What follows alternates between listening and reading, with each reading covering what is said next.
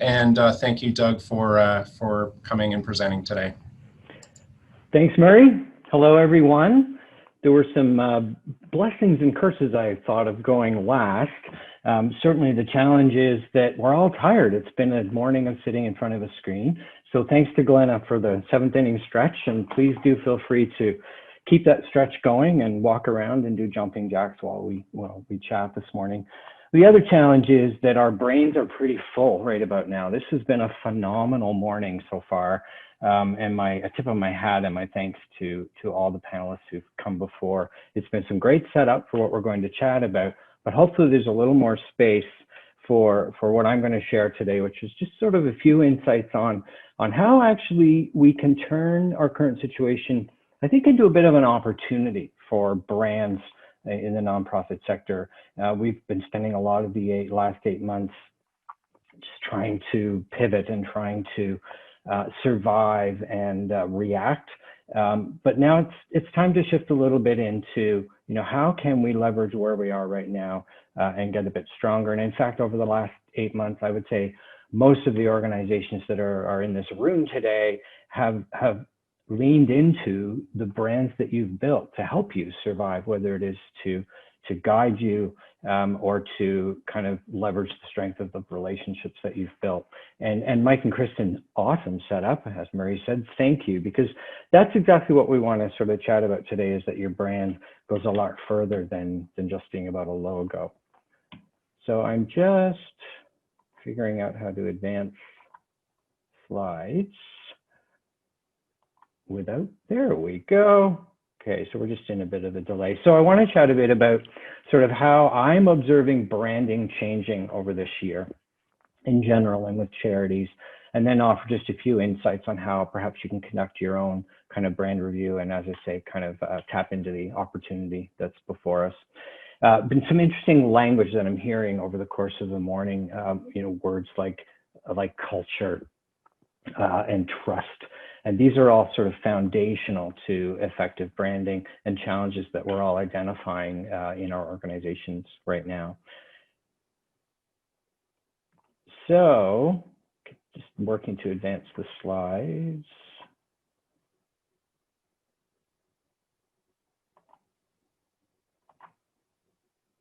So I just wanted to chat a little bit about who we are, because this has been strategically guiding Kathy and me in our business. We've actually owned the agency for 20 years and I've been here for 30. And in that period of time, it's helped us define who we are. And that is that we create brands and strategies that build strong companies and communities. So all of those boxes need to be ticked for us to feel that we're doing the work that we were meant to do and want to do to drive change. It's been a great filter and a good lens to look through. And then the promise we've made, and these 4 words came together on the first day we took ownership. So this has guided us for 20 years, and we've never strayed despite all of the change in marketing and communications and branding in 2 decades. But that is that we need to be fresh and focused, and we need to play nice to our team, to ourselves, and not be jerks a little bit. Those 20 letters have been a mantra to keep us going. So this is just a good example of how branding has helped me in guiding and navigating various challenges over the courses of my career. So of course, what we've seen is brands are evolving right now pretty quickly. What's interesting, and this is just more of a point of pride and reinforcement, is that we all need to remember that nonprofit brands are among the most recognizable in the world. There is opportunity here to be a significant signature brand in the minds of your market and our community. And we look at Big Brothers Big Sisters as an example, YMCA, United Way. These are among the world's best known brands, and you mention them and people know not only who they are, but what they do. So we're in a position of strength. One of the first things I heard back in March was that now more than ever, organizations and agencies that have trust can kind of tap into that as a currency in how we now engage with our market, because we're not selling and we're not trying to promote things. We're simply trying to resolve the relationship and sustain it over the next whatever period of time. So trust has become fundamental. And it was an interesting point of Glenna's poll that it's so pervasively challenging that might be something that you're facing as an organization. So how do we build that? We'll talk a bit about some of that today. Brands, and this has been one of the most fundamental changes that I think really supports Charities, is that we're leaning into our human and our emotional sides now. Brands had to step away from some of the other attributes that kind of made them strong and simply connect at a human level, at a personal level. Charities have been doing this very well for years and are already in a position of strength. This is the key area that's expected to continue over the next several years, is that if brands can't humanize, cannot connect the way Dale and Weston Jr. did back in March and April, with just innocent, honest conversations with the community, with their market, then they're going to be challenged to really resonate. Brands are simplifying. There's so much noise, and most of us have seen the study. It's some years old now, where the human attention span is now shorter than that of a goldfish, and that is our reality every single day. So got to cut to the chase, and we have very little time to do that. I know Karina in her session talked about how our words matter, and now more than ever, those words are going to matter because we don't get very much space to say them. Stewardship. So I found this very interesting. I was in a conversation very early on in this with a client who we were sort of talking about their pivot. And this gentleman is an active, I wouldn't say significant, but an active donor with his local community foundation. And he brought up that shouldn't we be trying to tap into what they do? Charities have done stewardship really well. We build relationships, we connect with people at a human level. It talks a little bit about some of what Glenda was sharing around sort of being community centric. This isn't just stewarding our donors, it is stewarding our relationships. Well, more and more brands are now looking to do that. How can I connect at a different level? How can I engage, not just push marketing content? So again, you're there and you're already polished in a lot of the things that brands are trying to now get into a little bit better. And this we'll get into a little bit more, but brands are truly guiding strategy. They're not just a sort of a marketing tool anymore. And I thought Mike and Kristen made a really good point about how beneath the skin was where sort of the substance of the brand and the organization is. So you're poised. I think there's an opportunity to look at your brands, at nonprofit brands, in a slightly different way.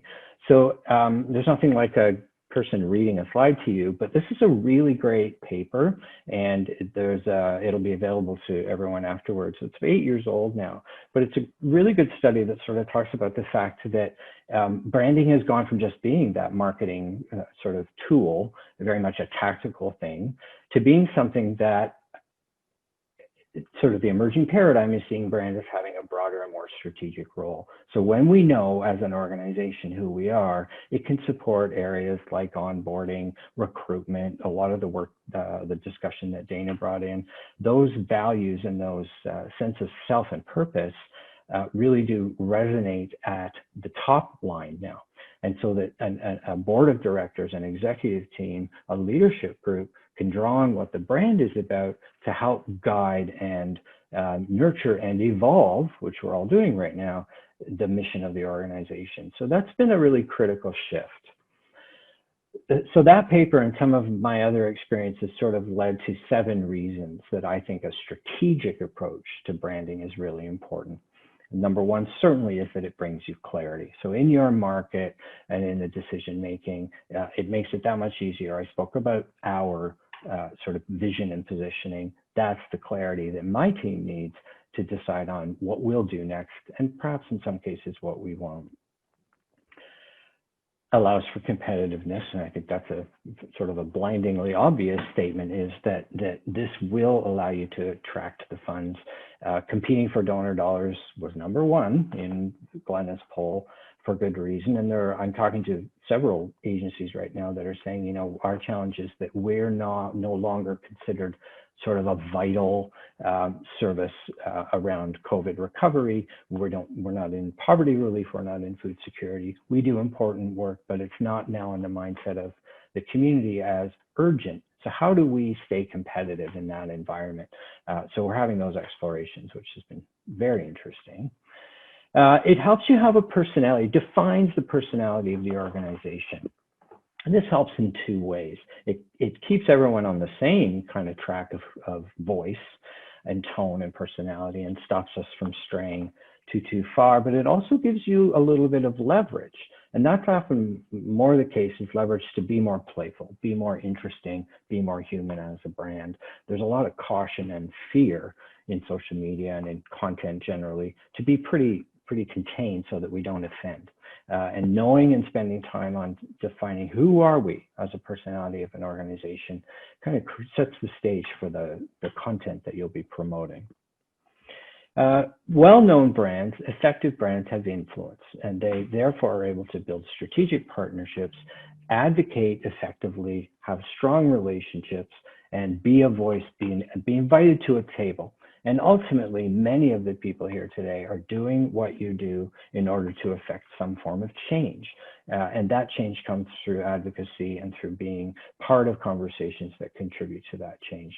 An effective brand goes there, gets you that. It brings cohesion in visual identity and in voice, so that we're always sort of talking the same way and to the same key messages and information. And that can contribute to an efficiency in terms of cost and time. So when a brand is well enough established, the messaging is already done. We've worked with the Hospital Foundation over the past several months on their capital campaign they just launched. And a lot of work at the beginning went into developing a really strong narrative and messaging. And that has now become an efficient way of continually saying the same thing and having the same conversation. And at the same time, building templates to design things means that you're dropping content in and you're getting it out right away, and no one's spending time, poking through stock imagery to try and build posters and flyers. We've got an established look, and I'll share some examples there. And then, of course, good branding can support resiliency, and probably no better example than the many organizations that have been able to scale up fundraising very quickly through this because of the strength of the trust in the brand persona that has been defined. It also allows you to better navigate challenges and mistakes and problems that come up because there's this equity that's been built up. And I think it'll be a very interesting sort of case study over the next several years of the We situation and whether their brand was built to withstand this kind of challenge or not. And time will tell, right? So a few case studies just to set up some of the next bits of information. And this is work that we've been privileged to do over the last few years. So the old branding for the Credit Valley Conservation Authority, and in fact, there were versions of their logo that had the word authority underneath that we couldn't find online anymore. But therein lies was their key challenge, is that there was this tension, almost a conflict, as we did our engagement work for this, between the word conservation and the word authority. Are we to embrace and appreciate and protect the land, or are you policing me and how I do this? So that conflict became a critical area for discussion in how we defined their identity. Visually, there were some assumptions they were protecting sort of aquatic life, when in fact, of course, their brand is broader than that. So the word authority fell completely off, and really their brand essence is in conservation. It's in experiencing and being inspired by nature. The visual brand, the logo, allowed us to sort of celebrate the land, the water, the green space, the trails, the connectivity that it brings us. Tipped our hat to Indigenous communities that are such an important part of our land. So it was a shift, not just in a look to something more vibrant, but in a statement and a communication. So brands visually can do that. Libraries, again, very much on the conversation these days. And I think everyone knows now that libraries are moving away from sort of being a place of books. And this was the common library logo 20 years ago. And we moved into something that was more vibrant and explosive, that sort of speaks to possibility and imagination as much as anything.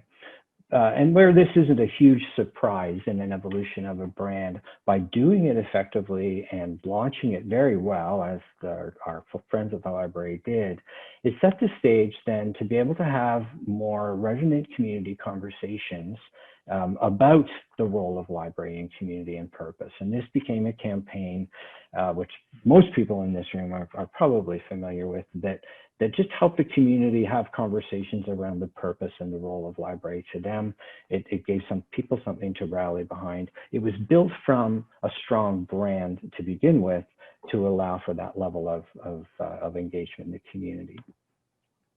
And then this is some recent work we did with the Canadian Council of Christian Cherries. This is an association. They serve about 3,500 ministries across Canada.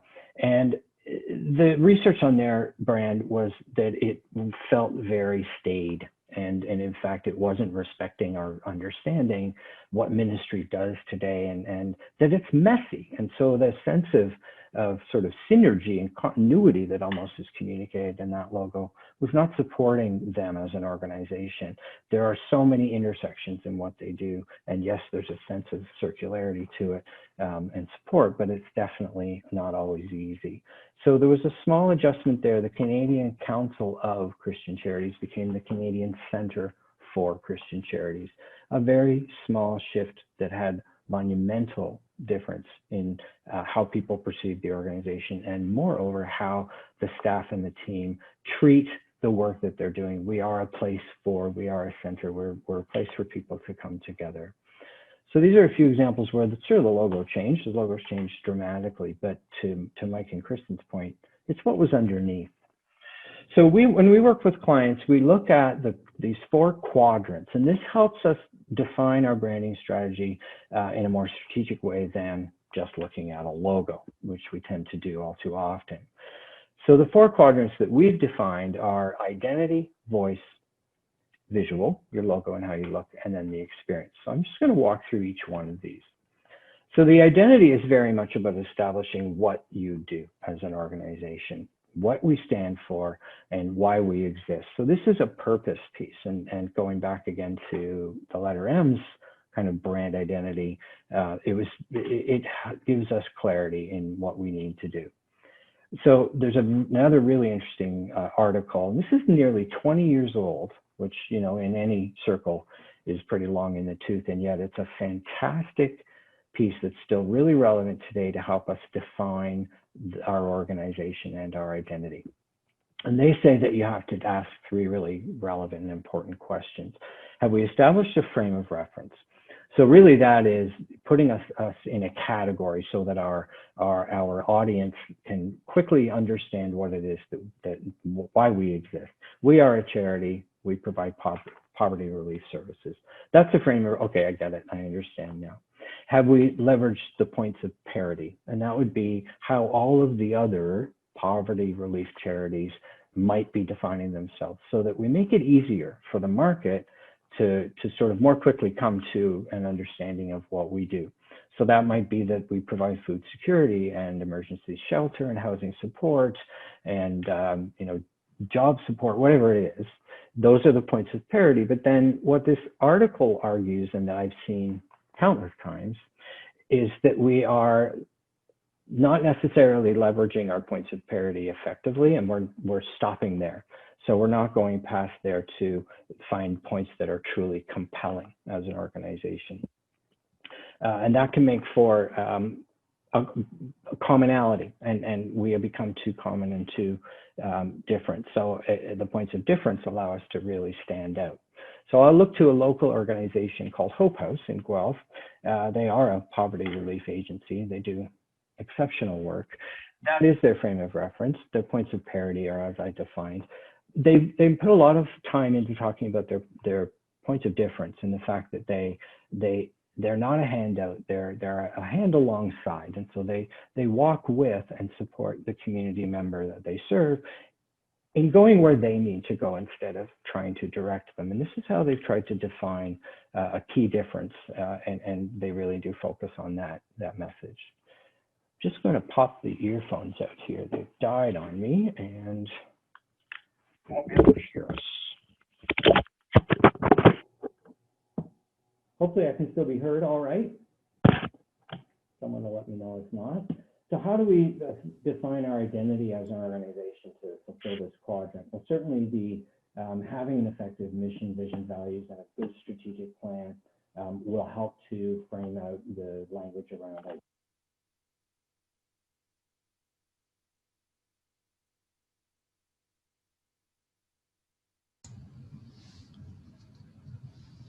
Yeah, Doug, we're losing volume here.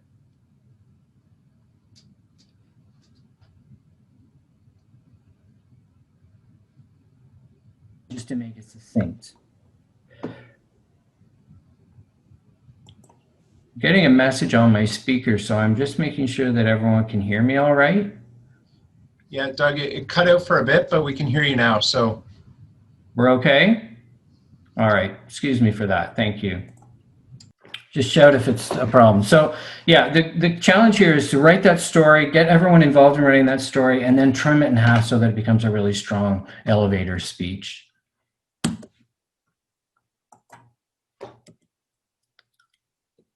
As the technical difficulties continue, there we go. And then define your key messages. And I think most of us have had pretty good experience in pulling this type of thing together. No more than three supporting points underneath. And if they sort of flow together, that starts to shape your narrative. So defining our identity in these ways really helps us to have common communication and conversations about what we do. So voice definitely becomes critical, and we talked about this before in terms of the personality, and brands often have trouble defining and finding our personality because we think of ourselves as an organization, an institution, or an enterprise, and we compare ourselves that way, when in fact we are human. We are connect with people at a human level. So challenging our paradigms around voice is a good first step. You know, what is how does a library present themselves? Energetic, dynamic, not necessarily hushed and quiet anymore. Experiential, not authoritative. The boldness of the Christian charity organization, not necessarily being conservative. So those are some paradigms that we challenge that help define the voices of these organizations. Provides clarity then around the tone and the style of the content and the conversations that we need to be having. So how do we define our voice? This is where we need to talk to the people who love and know our brands a lot better than we ever will, and that is the people who experience them every day. This is becoming more and more common, where we're actually spending time to really engage in good conversations to discover and define our identity and our voice. They will help us.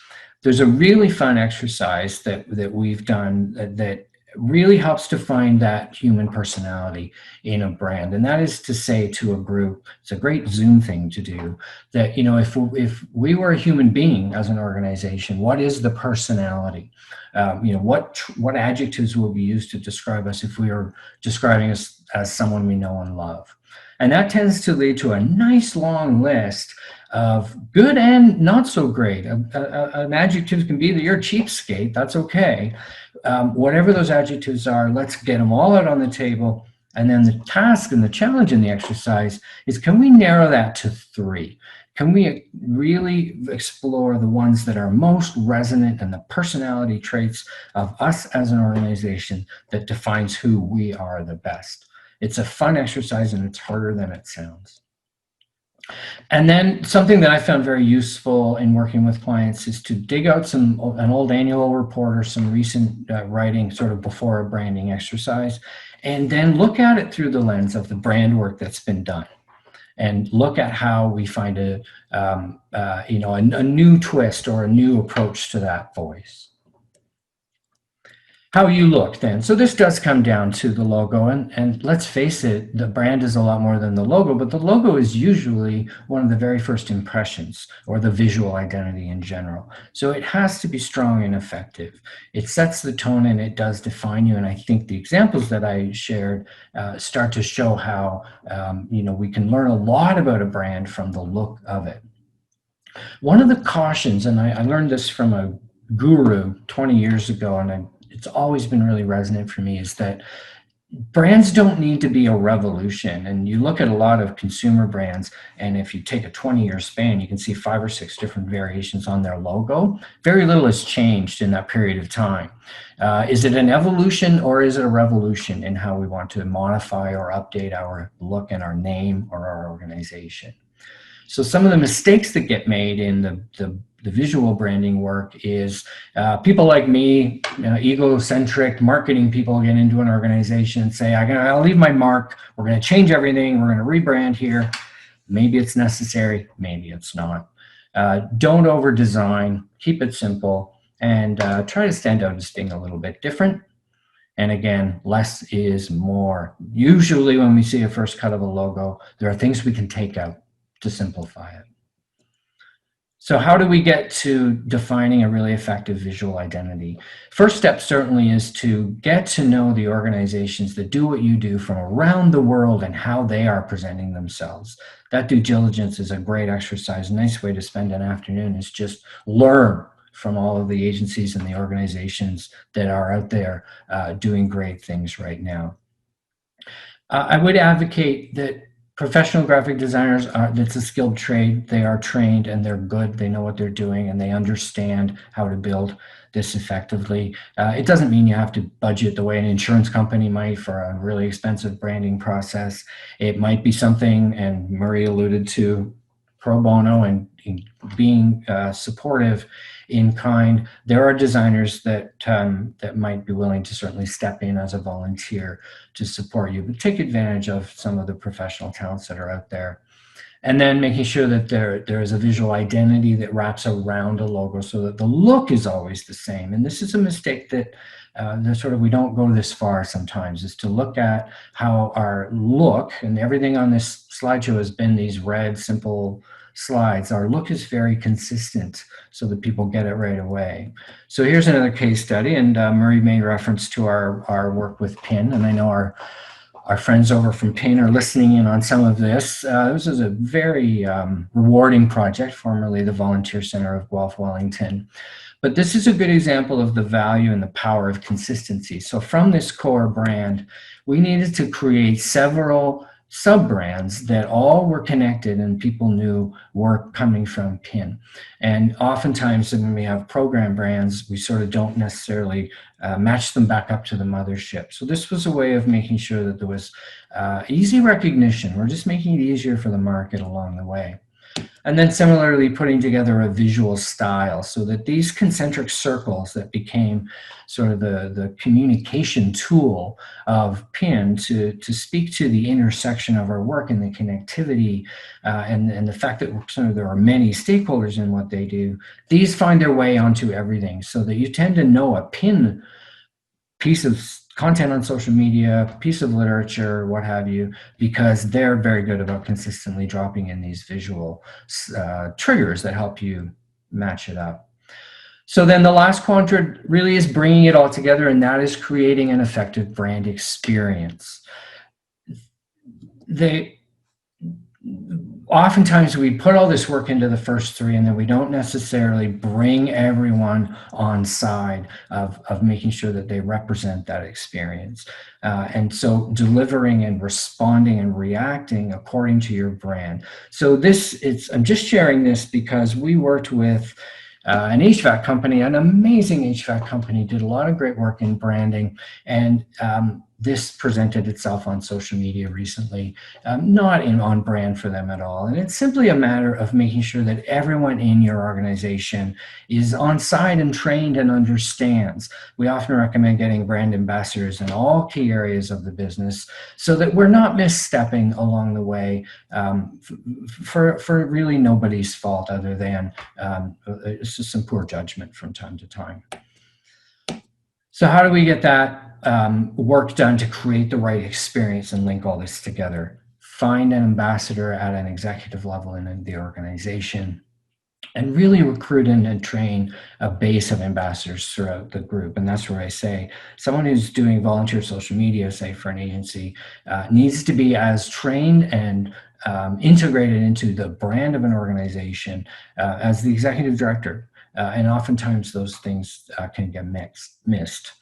So having clear brand guidelines, a rule book to follow, not just in how we look, but how we behave and how we act.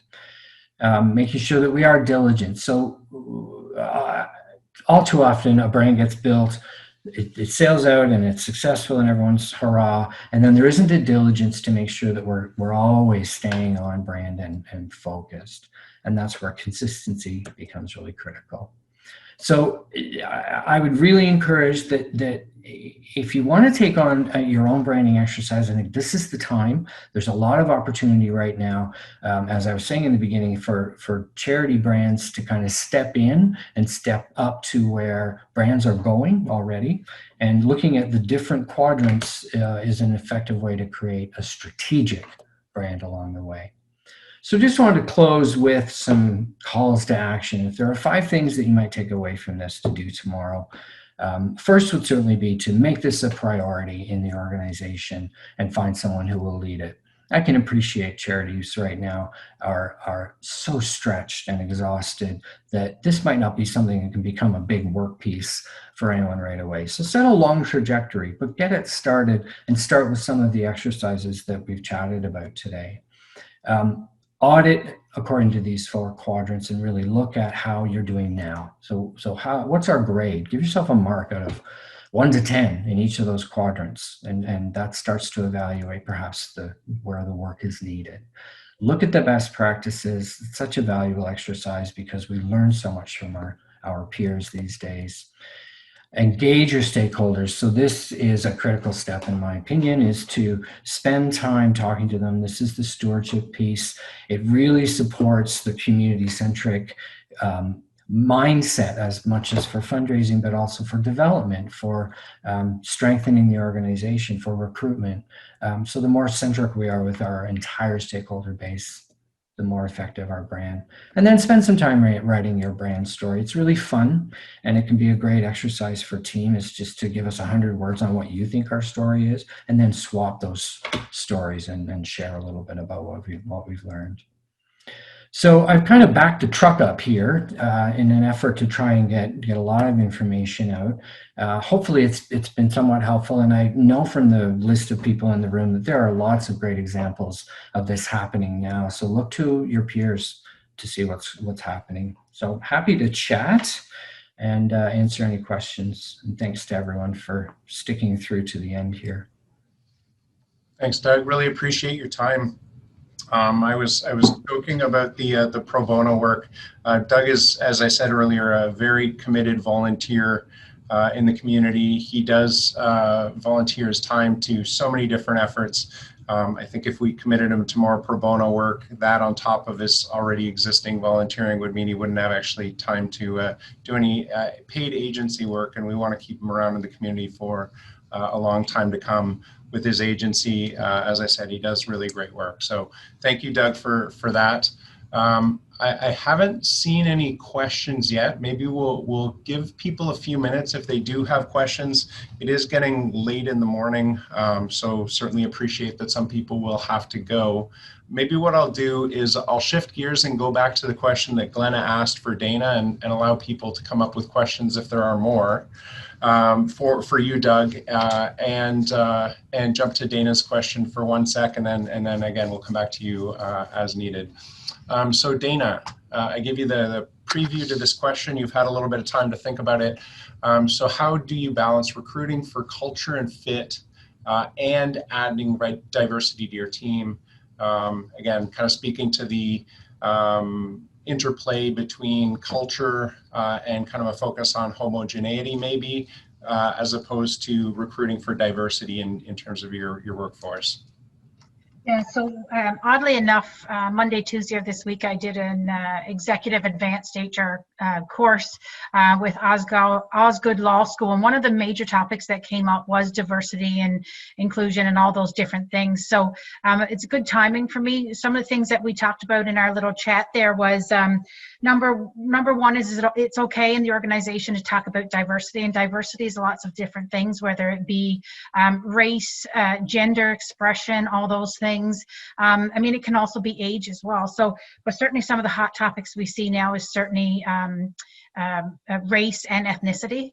The other topic that we kind of talked about in that course was having a token employee, especially popular now because they want to show that the organization is diverse and that they're leading towards a diverse organization. So it's okay to have, I guess, what you want to call a token employee to try and prove that the organization is diverse, but it may not always work. So if it is a token employee, just be prepared that that person should still have the skill and ability to do the job, and that if they're just there as a token, they may not get the respect of everyone in the organization if they're truly a token. Also, the second point I want to make is with regards to training. So diversity training is really, really important with your team because that's where the change really starts, is so that they understand what diversity is and how you can include it in your organization. We also talked about if this should be done in-house or if this should be done by a third party. And I think overwhelmingly in all of the HR experts there, they said it should be done through a third party because it's great to know what management's thoughts and ideas are on diversity, but it's also good when you've got a third party and you can really talk openly and honestly about diversity in the organization and what that means. The third point in there is it really has to come from the top down as an incentive from them to prove it in the organization. And just briefly on recruiting, you may have two candidates.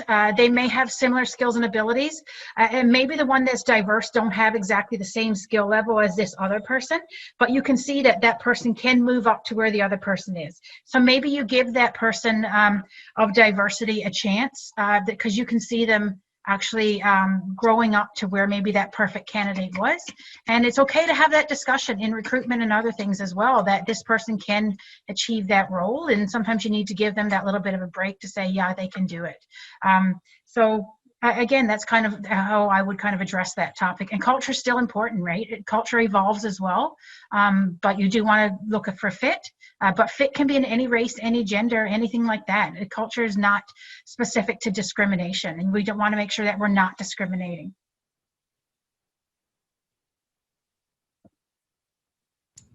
Great, thanks, Dana.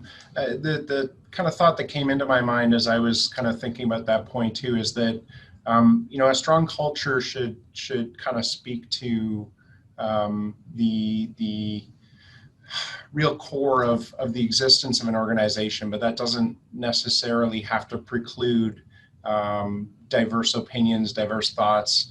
If I think about our firm culture, and I won't get into kind of all the details of that, none of that should preclude people from different ethnicities or races or gender expressions or anything along those lines. So I hope that there isn't as much conflict as the question might have suggested, but certainly it's something to be aware of, as the culture can sometimes kind of lean that way, and so you got to kind of make sure you're kind of having that conversation, as you said.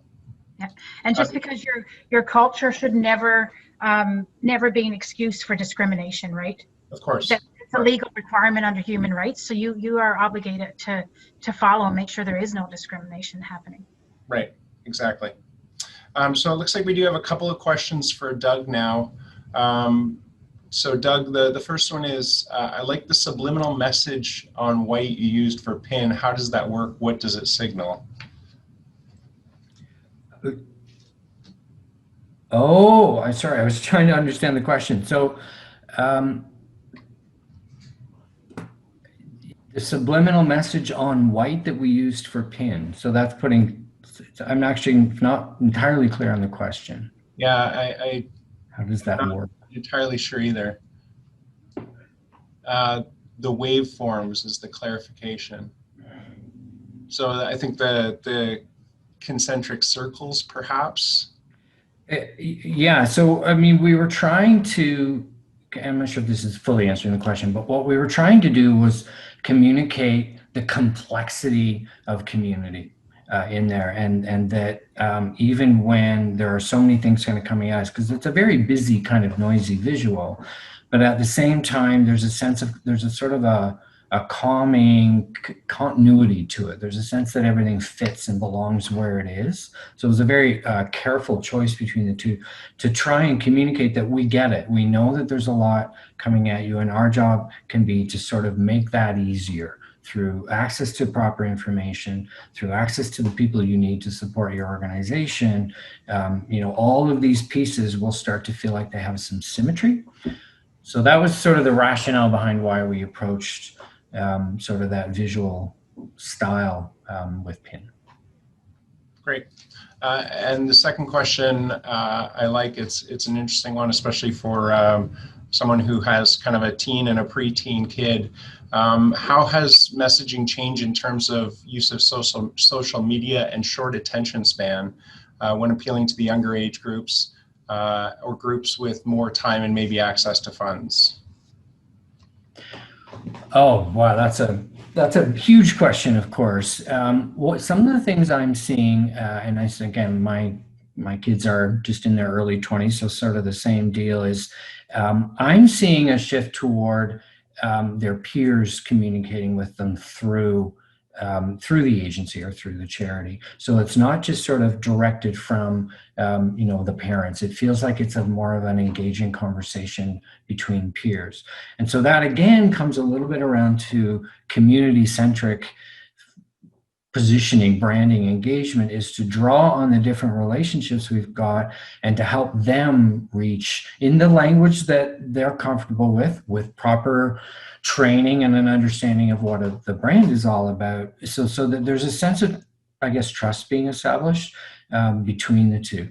The other key thing I'm seeing is not just telling them what it is, but giving younger people something to do and an ask of them that is relevant to them. So oftentimes that's more around rallying or third-party support, fundraising efforts, that sort of thing, where they can see themselves in the solution. And a lot of times, even on social media, our content has kind of felt like it's come from our age category, perhaps a little bit more than from the youth. So that's some of the stuff I'm seeing. Great, thank you. And we do have one more question for Glenna. So Glenna, do you have any suggestions as to help donors, especially those who are used to donor-centered fundraising and very donor-centric communications, to begin to understand and appreciate community-centric fundraising? First of all, I just want to say hi, Jenna. Thanks for the question. Jenna's new to the team at Family and Children's Services, and I interviewed her. But I would say I'm not as far into it yet to really know what works. And I have to admit, like, I do have a bit of, fear around it, that we're going to go down this road and it's not going to engage with donors in the same way. And, we could lose donors. So it's definitely something that, we need to think about how we can do it. But I think that it's just being distinct with, we can still do donor love and appreciation and, recognition. It's just, I think, really that a lot of that wording and that I get stuck on this hero one because I've used it a lot in my past coming in to save the day. So I think it's just really a shift in messaging, but I don't think it will necessarily take away from the engagement with the donor. As well, there's so much more of a focus on impact and outcomes, and really that is community-centric. So the more that we're sort of focusing on how that donor is part of sort of the greater good in the community, and I think that's been really important during COVID especially, so we can really build on that, and hopefully they'll feel the power in being part of the bigger picture. Great, thanks. So it sounds like maybe there's a blend of the two, that you're still kind of feeding into the donor centrism to some extent, but really focusing ultimately on the impact and the community. So that's great. Yes. I think that is it for questions. So thank you everybody for taking the time to answer those. Just a few thank yous as we wind things up here. As I kind of scroll through here. So this does conclude our 10th annual Not-for-Profit Seminar. Just a very big thank you, of course, to Doug, Glenna, Dana, and Karina for presenting, and to Julia, Mike, and Kristen for their stories on change. Behind the scenes, I do want to make sure I thank our marketing team, Sarah, Mara, and Tiana, for coordinating and logistics and sorting out everything as far as Zoom. We got through it with a few very, very minor technical glitches, but got through it unscathed, as it were.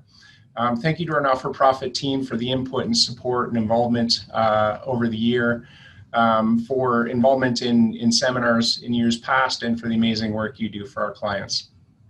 And last but certainly not least, thank you to all the attendees for attending here today.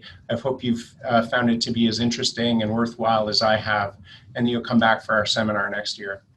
One last plug, if I could, our not-for-profit team has launched a coffee talk series of shorter seminars. They're also free, so there's no charge, so I'm not asking you to contribute money to anything here, but they're more geared towards the technical side of what we do at RLB. So accounting, auditing, HST, payroll matters, all kinds of things along those lines. We had our first coffee talk last fall before COVID struck, and then kind of had a bit of a hiatus. We have our next one coming up in November on financial reporting, featuring Brendan Belay. And that's one's going to be focused on program reporting, budget to actual, and other variance reporting. So hopefully you'll be able to join us and keep an eye out on our not-for-profit newsletter for those opportunities. We certainly hope to see you there. And with that, thank you again for everybody being involved, panelists, presenters, attendees, and everyone behind the scenes. And I wish you a great rest of your day. Thanks very much.